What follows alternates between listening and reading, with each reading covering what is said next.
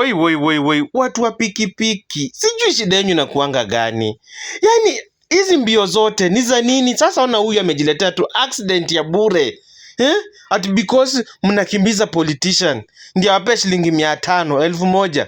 Ona sasa huyu ameumia bure tu, na hii si kuumia kidogo, hii ni kuumia ambayo itawagharimu familia yake pesa, na hii accident ni mbaya. Kai, kama una roho scroll to next, kwa sababu hapa wewe unaona watu walikuwa nakimbiza politician, and then kuna bump hapo nyuma.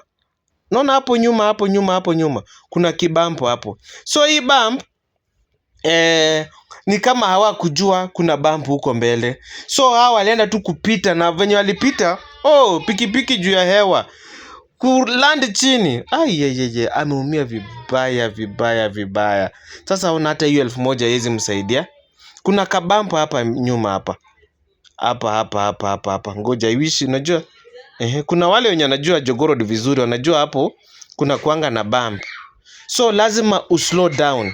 Ngoja uone. Kai, mimi hata nimehurumia huyo mtu, nimehurumia familia yake, na unajua walikuwa wamebebana wawili, so wote ndio hao wameumia. Unaona matatu zilikuwa zimesimamishwa, walikuwa wameambia mwacheni kwanza politician wapite. It's as if politician ni very important sana kushinda matatu.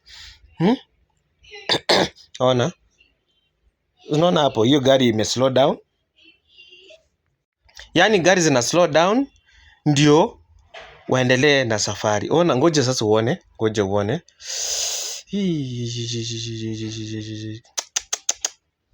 Ni kama imepita, ni kama haikuwa leo. Maybe ni siku ingine, but si leo.